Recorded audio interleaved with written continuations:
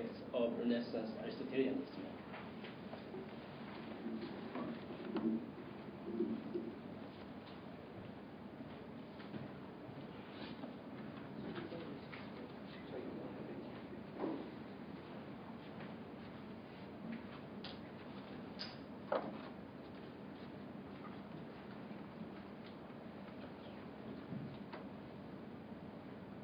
Thank you very much for that introduction, Hiro, and I'd like to thank Professor Eugenie for inviting me and for the gracious hospitality that I've received here in Tokyo.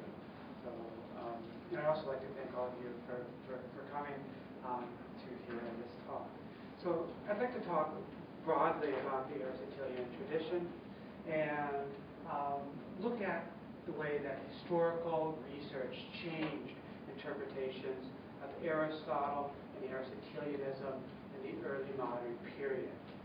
The belief that Aristotle's philosophy is incompatible with Christianity is hardly controversial today.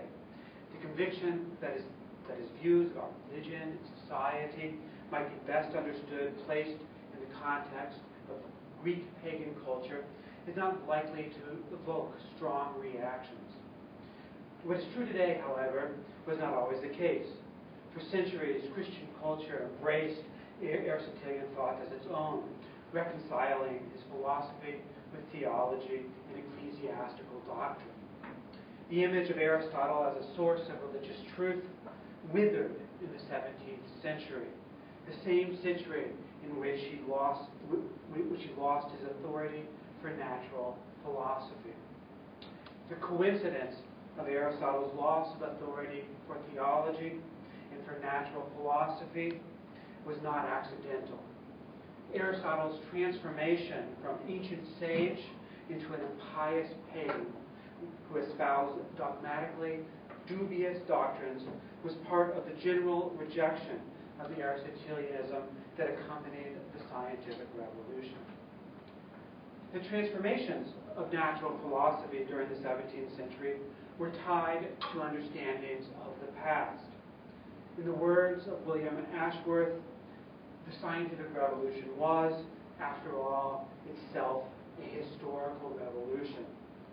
Early modern rejections of scholasticism were also historical evaluations of ancient thought and thinkers, most important among them Aristotle. Nearly by definition, the novel philosophies of the 17th century, those traditionally identified with the scientific revolution, shared a critical view toward Aristotelianism and its past. Did you hear me? The image. Project that you can. No, it's. Is it bothering you? No, it's not bothering me. Oh. If you're fine with it, I'm fine with it. You are bothering me. No. The image of Aristotle drastically changed over the course of the early modern period.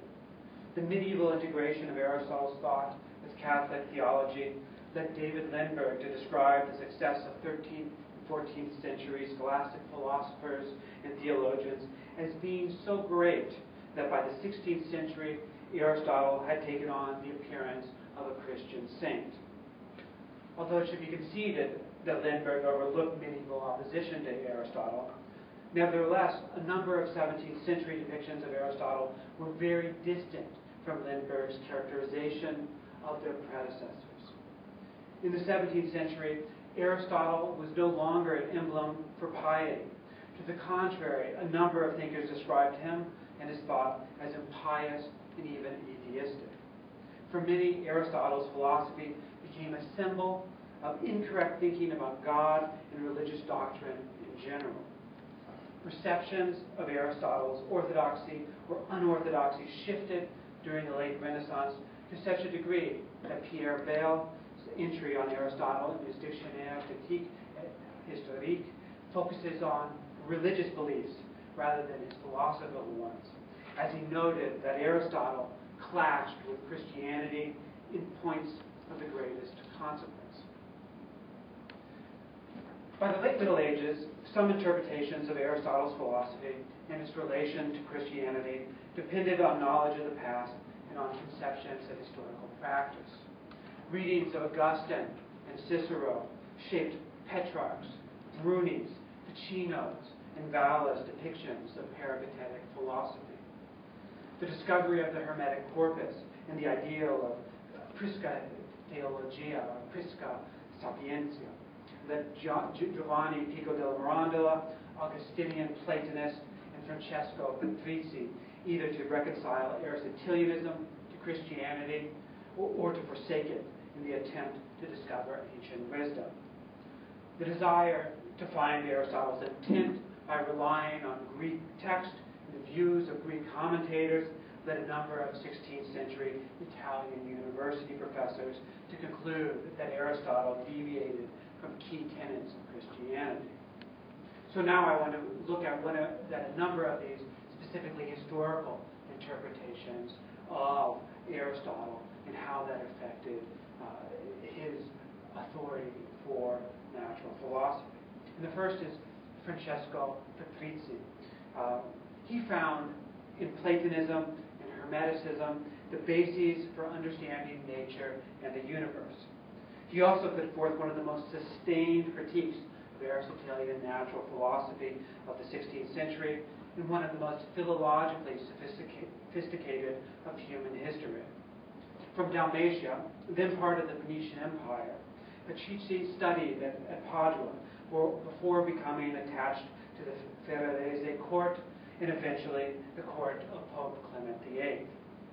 Patrizzi offered a textual interrogation of the authenticity of the Aristotelian corpus. His peripatetic discussions of 1571 elaborately discussed numerous ancient texts, casting doubt on whether Aristotle actually wrote the works now attributed to him. In addition to the skeptical take of the provenance of the Aristotelian corpus, Patrizzi put forth an equally elaborate history of Aristotelianism. Starting with the time of Aristotle, Patrizzi divided Aristotelianism into 10 distinct periods.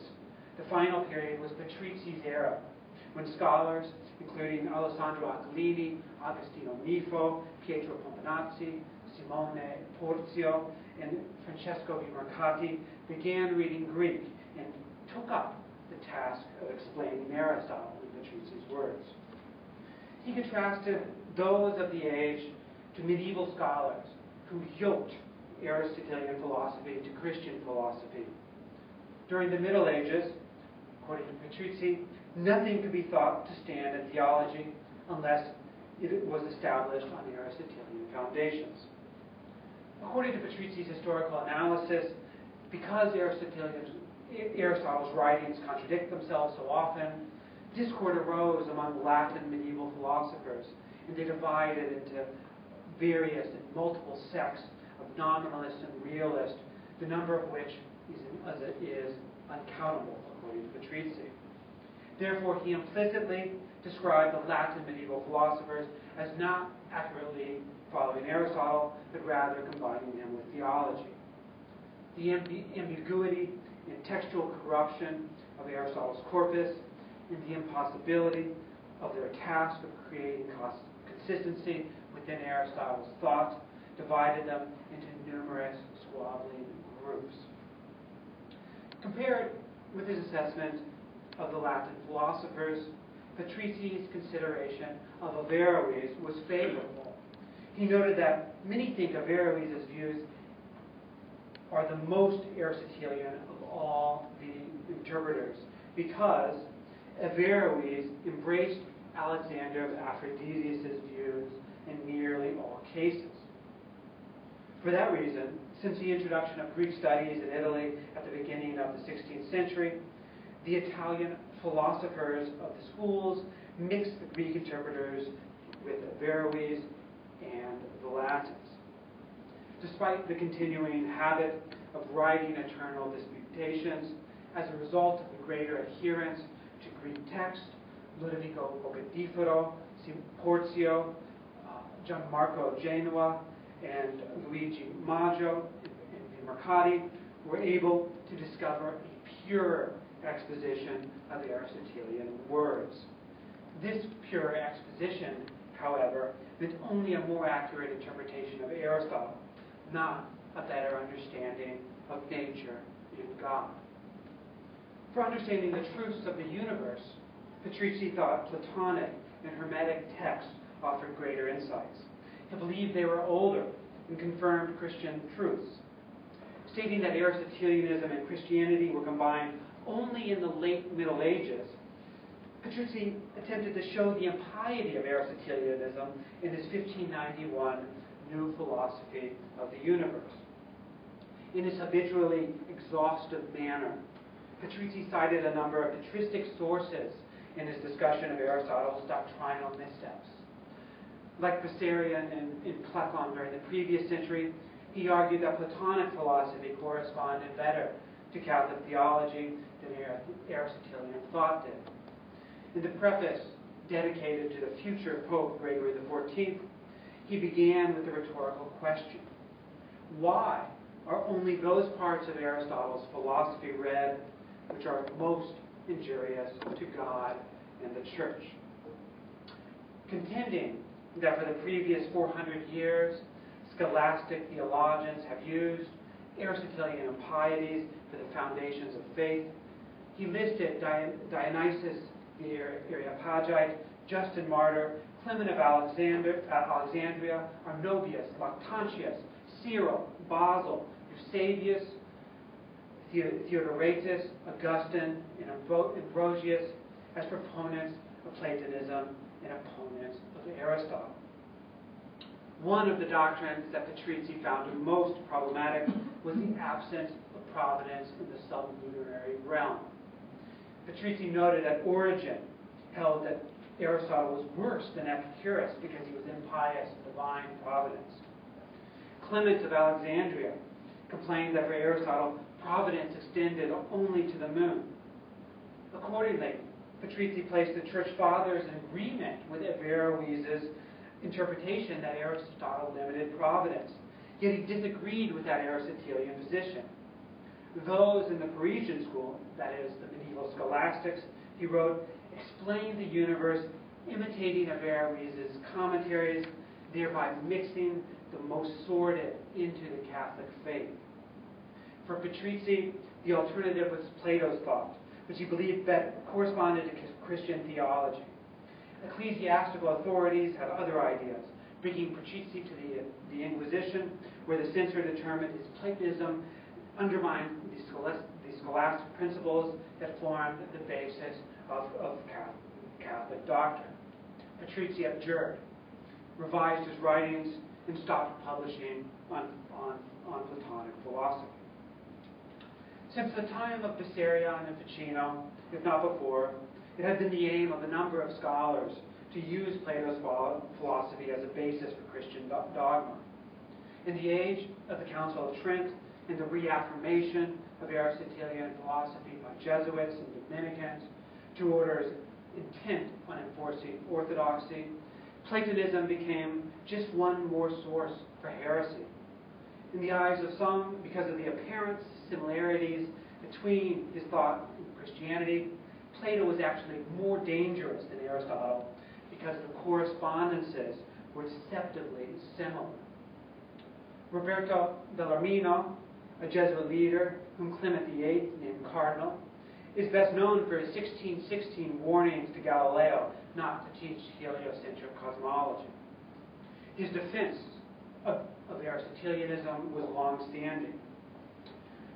Years before, he explained to Clement VIII that a more certain danger emanates from Plato than from Aristotle, because Plato is closer to Catholic doctrine than Aristotle is.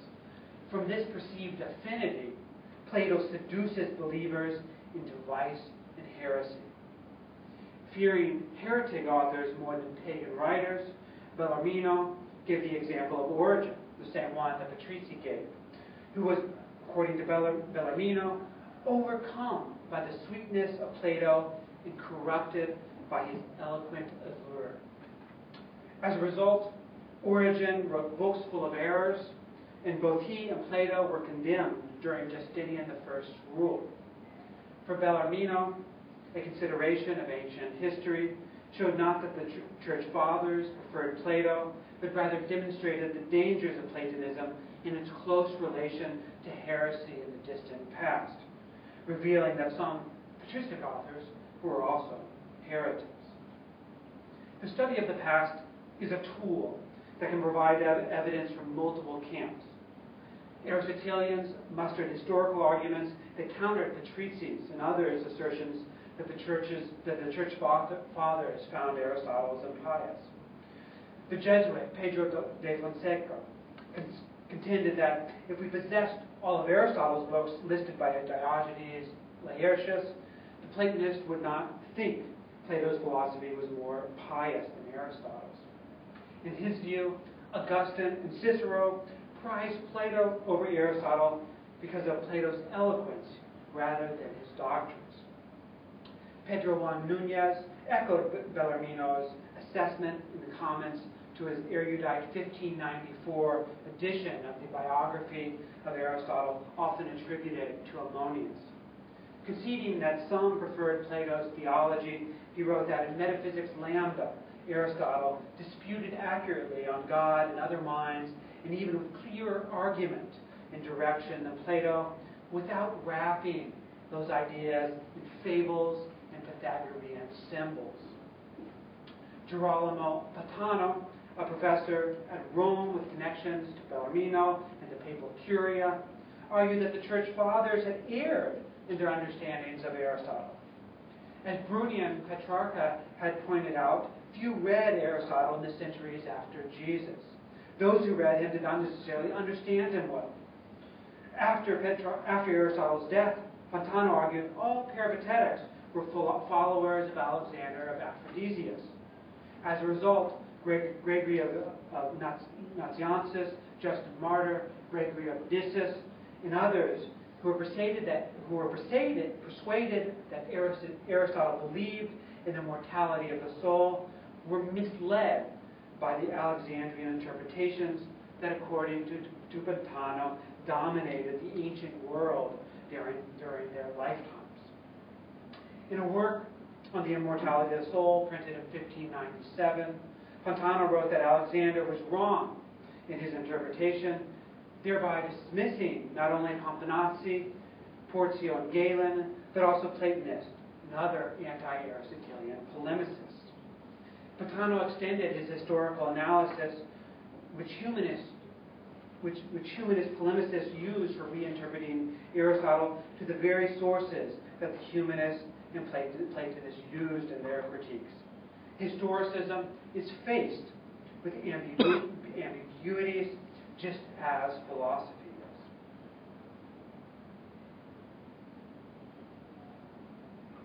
is. 17th century historical evaluations of Aristotle arose from polemics and debates over religion and philosophy, and orthodoxy that emerged in the aftermath of the Council of Trent. In France, during the first half of the 17th century, investigations in Aristotelian's past centered around two main issues, one institutional, the other intellectual. The institutional question regarded whether university instruction must be based on Aristotle's thought. The rise of Jesuits imposed Aristotelian thought on French universities and colleges during the first decades of the 1600s. As Jesuits took over existing colleges and founded new ones that competed with already established universities, Aristotle became less accepted. Deviations from Aristotle became less accepted. In 1611, the Sorbonne reformulated the statutes surrounding instruction and made explaining Aristotle obligatory for professors. Similar statutes had been passed elsewhere in Europe, in Oxford in 1586 and in Padua in 1607. In 1624, the Sorbonne surpassed these other universities in their insistence that professors follow Aristotle when it banned the teaching of an alternative matter theory and asked the Parliament of Paris to issue an arrest warrant for the Neoterics Antoine Villon, Jean Nicode, and Etienne Desclaves, who had proposed these innovative theories. In this case, university officials cited religious doctrine for mandating Aristotelianism. Those who questioned the Sorbonne's decision pointed to the humanist trope of the liberty of philosophizing, the libertas philosophandi, and the historical circumstances by which Aristotle's thought became the basis for university curricula and ancillary to theology. Historical investigations into Aristotle's piety and the tumultuous fortuna of his thought became a tool applied to subvert the renewed ascent of scholasticism. Those interested in Aristotle's past frequently expanded their scope, looking not just at Aristotle, but at the larger Aristotelian tradition. 17th century histories of philosophy examine ancient schools, in addition to medieval and Renaissance thinkers. Patrizzi had pioneered this approach when he divided Aristotelianism into 10 historical groups, the last being those who defined the field during his lifetime. Although reasonable, Patrizzi's historical analysis was partisan, assisting in a larger polemic over Aristotelian philosophy's inferiority to Platonism and Hermetic thought. Similarly, Tommaso Campanella attacked Aristotelianism using historical analysis to show that for centuries, numerous thinkers found Aristotle incompatible with Christianity. Campanella wrote on gentilism that must not be followed in 1609, while imprisoned in Naples, where he was held by Dominican inquisitors for rebellion and heresy. His questionable views included a defense of Talesian natural philosophy and heliocentric cosmology. After his release, he made his way to France, where he was received by the king and participated in Parisian literary culture. It was only in 1636, at the end of his life, that On Gentilism was printed. Despite the 25-year delay in publication, his work was still relevant, unlike much of Campanella's thoughts on natural philosophy, which had become obsolete as a result of innovations by Bacon, Kepler, and Galileo. The premise of On Gentilism was that the Catholic Church's recent acceptance of ancient philosophy and condemnation of novelties in natural philosophy was mistaken, contrary to the Church's tradition and the result of incorrect interpretations of pagan thought generally, and Aristotelian thought specifically. According to Campanella, Scripture provides a basis for accepting new philosophical discoveries, namely a passage from the book of Daniel, which was prized by Francis Bacon and became a model for the Royal Society, and reads, "Many will travel the earth, and knowledge will multiply." On Gentilism, attempted to demonstrate that the reconciliation of Aristotelian thought with theology had no basis in Catholic tradition. Campanella believed the introduction of Aristotle into Christian schools during the Middle Ages was merely a matter of chance. Echoing many earlier humanists, Campanella pointed to the adoption of Platonic thought by Augustine and other church fathers. He used this evidence to argue against Bellarmino, who had maintained that Platonic doctrine was more dangerous because of its appearance of being closer to Christianity. In contrast to Plato's piety, Aristotelians opposed revealed religion from the beginnings. In the 2nd century BC, Antiochus IV founded a gymnasium which Campanella maintained taught Aristotelian philosophy in Jerusalem in order to eradicate Judaism. Later, Plato's works were unavailable in the rude centuries after Charlemagne established schools, so Aristotle and his Arab followers entered the curriculum because the manuscripts of other philosophers had not been discovered.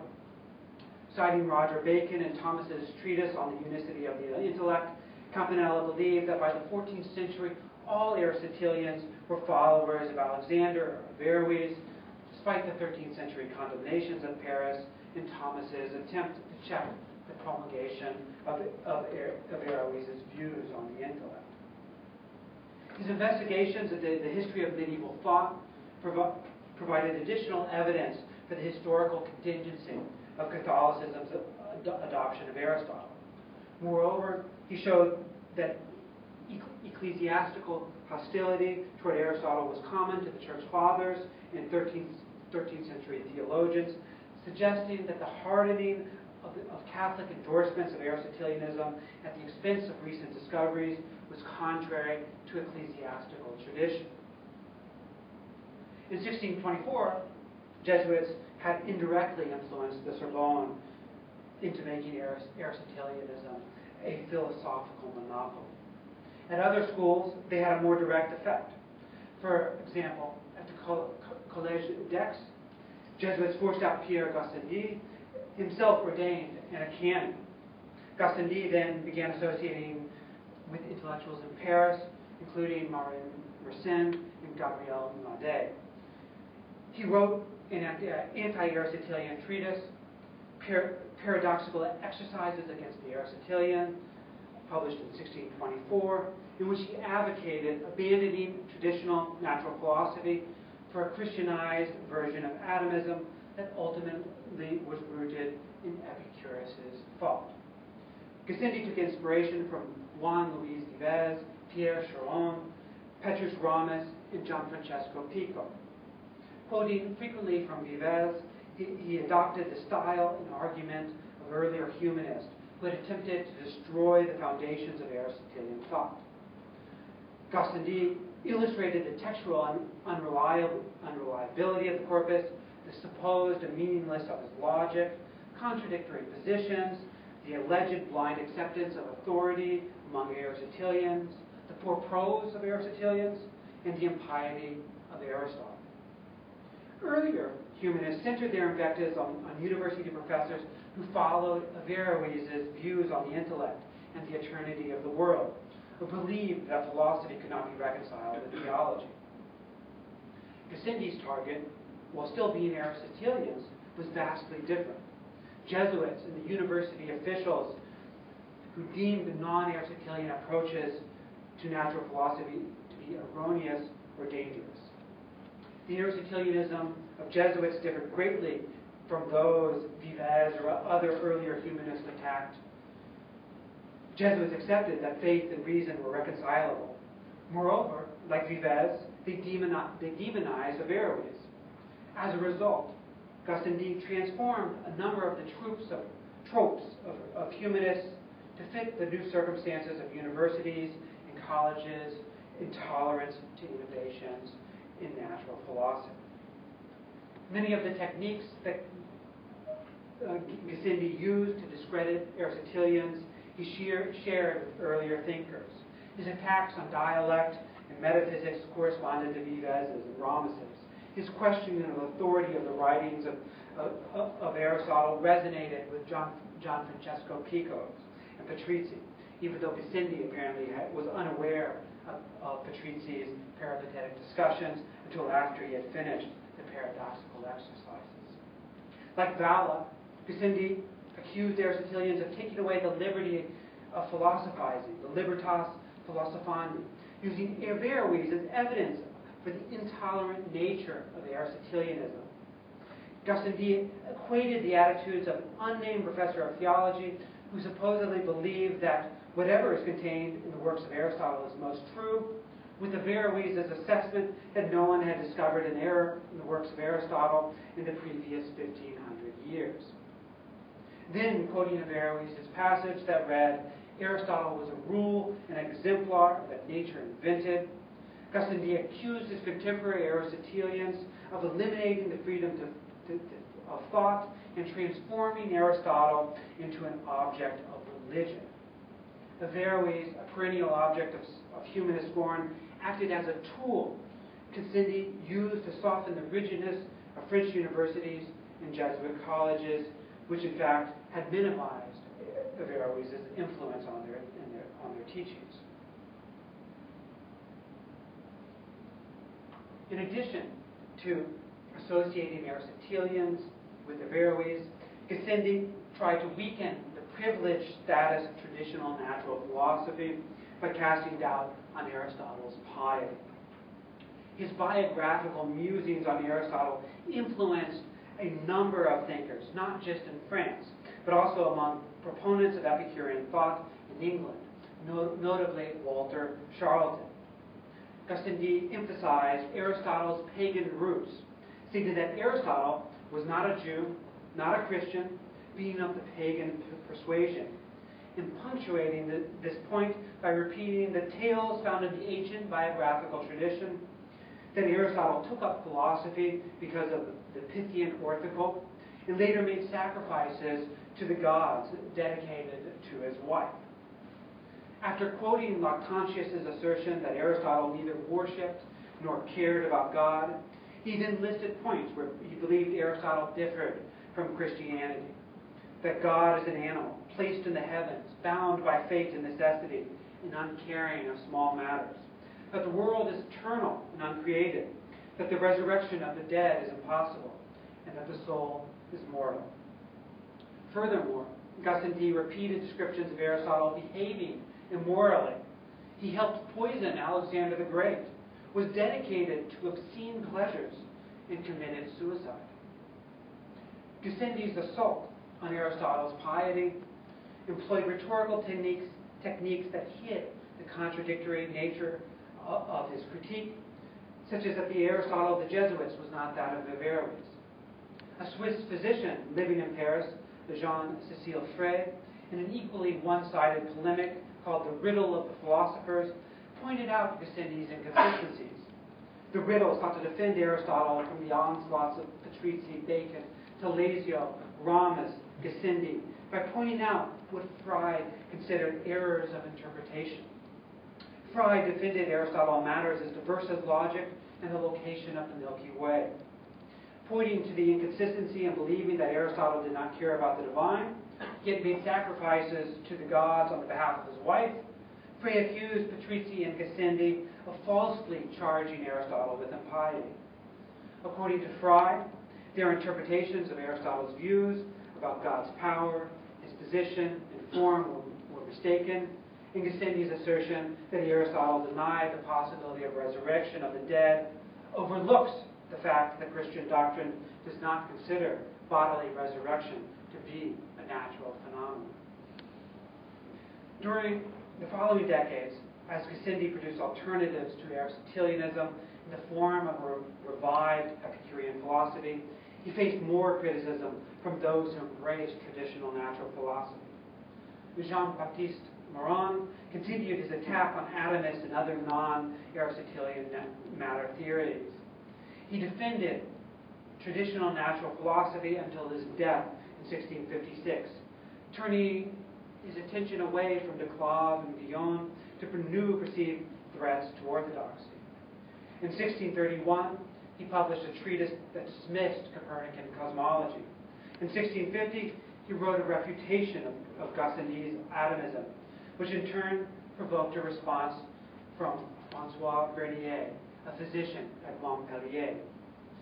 Bernier's defense of Gassendi, which primarily addressed philosophical issues, was published with a sophisticated history of Aristotelianism, written by Jean de Lannoy, a Parisian theologian. Lannoy, on the varied fortune of Aristotle in the Parisian Academy, examined the history of censuring Aristotle. Lannoy's work served the purposes of the Gassendists and the Cartesians as well by revealing that the dominance of Aristotelianism in church and university was incongruous with earlier ecclesiastical decisions. Lannoy's history bears some resemblance to Campanella's on gentilism. In fact, Lannoy had advised Campanella, leading to some changes between the 1636 and 1637 editions of that work. Lannoy, however, had a greater grasp of medieval history and provided extensive quotations that supported his interpretation that prior ecclesiastical authorities repeatedly condemned Aristotelian philosophy. Like Campanella, he collected passages from the early church fathers that rebuked Aristotle and recounted the condemnations of Peter Abelard and of Aristotelian works in Paris in 1209, 1215, 1231, and 1265, apparently unaware of the famed condemnations of 1277. Not committed to defending Thomism, Launoy rebuked Campanella for his contention that Thomas was not Aristotelian, although he confessed not knowing how Thomas and Albertus Magnus had been able to lecture on Aristotle after the ban of 1231. Launoy's treatise moved through the centuries, contrasting the views of the Church Fathers, the hostility of 13th century censures, and the 15th century controversies between Bessarion and Trapezuncius with the 17th century, when the condemnations of Villon and Desclaves evinced Aristotle's renewed dominance at the Sorbonne. What Launoy called the extreme fortune of Aristotle was such that in locales where he was once read, he is no longer, and where he previously was not read, he now is. Launoy modestly wrote that he speaks historically and did not wish to enter in battles, despite the fact that his work was published alongside Bernier's counter to Moran. Nevertheless, the work's concluding pages explain the moral of his history. Launoy pointed to the historical origins of the idea that natural philosophy should be a handmaiden to theology. He wrote, recent new doctors of theology named pagan philosophy a handmaiden, even if I do not find ancient Christians that spoke such. Therefore, the subalternation of natural philosophy to theology does not conform to the Church's traditions.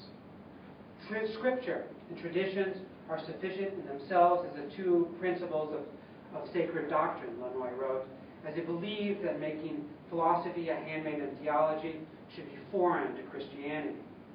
He ended the treatise by approvingly quoting a passage from Antonio Bernardi's Overturning of Solitary Struggles, a treatise demonized by Jesuits as well as by Mersenne, that argued that Aristotle's conclusions, following natural reasons, differ from the truths of faith. Largely in agreement with Gabriel Nadet and Lamotte Lavillée, two of his contemporaries, Launoy rehabilitated notorious 16th century Italian natural philosophy as support for the idea that natural reason in Aristotle's philosophy was extraneous to the mysteries of the Church. The spread of historical studies spurred reevaluations of Aristotle based on new editions that provided more accurate access to ancient writings. Knowledge of the medieval world opened the possibility for revised conceptions of Aristotelianism. Broad reading, extreme erudition, and nuanced understandings of historical context ushered in sophisticated if partisan understandings of the history of Aristotle's legacy. These readings emphasized Aristotle's pagan background, the controversial circumstances in which his thought combined with Christian dogma in the late Middle Ages, and the effects of the Council of Trent on freedom of philosophical discourse. Historical investigations suggested that the institutionalization of Aristotelian thought as a handmaiden to theology after the Council of Trent differed from late antiquity, when Church Fathers found Aristotle a source for heresy, from the Middle Ages, when Aristotle was condemned in Paris, and from the early 16th century, when scholars openly distinguished philosophical investigations from theological ones. Despite the use of primary sources and the invocation of historical context and the interpretation of the history of Aristotelianism, the 17th century historical analyses emerged from the concerns of the time. The history of philosophy altered discussions about religion, epistemology, and natural philosophy itself. The wavering acceptability of Aristotelianism over the centuries suggested that the Council of Trent and Jesuits' promotion of Aristotle as authority, if not the authority, for philosophy divide the traditions of the Catholic Church. The multitude of thinkers, including Scotus and Pomponazzi, who believed philosophy could not prove the immortality of the soul, became allies to 17th century skeptics, such as Lamoth Levay, who questioned natural reason's ability to explain the mysteries of religion. Gassendi's historically minded critiques of Aristotle attacked those who believed that deviations from Aristotle were impious. Besides his criticisms of Aristotle, Gassendi promoted Epicurean atomism as an alternative to natural philosophies. Thus, he used his knowledge of ancient philosophy to topple Aristotle, resurrecting in its place an atomistic philosophy which he believed was more compatible to Christianity. His atomism grew out of historical investigations, not just through the discovery of the Epicurean explanations that served as models for his conceptions of atoms and void, but also by delineating the impiety of Aristotle. For Gassendi, the development of novel versions of natural philosophy involved looking back to the ancients in order to understand the failings of Aristotle as well as the successes of Epicurus. Natural philosophy and antiquarianism were different tools used to arrive at a single goal, because knowledge of ancient thought was embedded in the forging of new tools for thinking about nature. Throughout Western Europe during the 17th century, Aristotle's legend of piety stimulated the search for alternative natural philosophies. Many of these alternatives look backwards. Some saw models for understanding nature and scripture. Aristotle's religion impelled others, such as Francis Bacon, Sébastien Vassaux, and Claude Verligard, to base their theories on the pre-Socratics.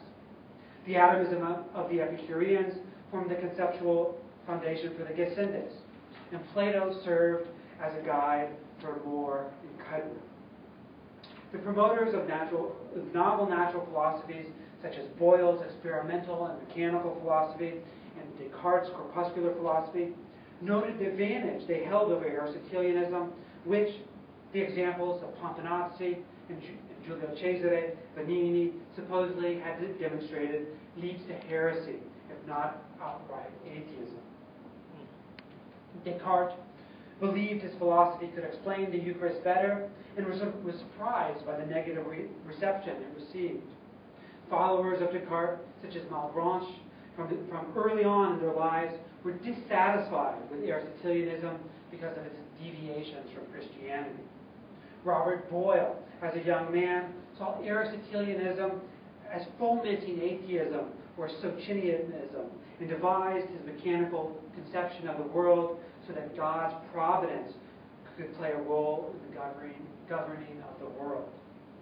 The view that Aristotle was a heathen, that his philosophy led to impiety or atheism, was not the only cause of his downfall.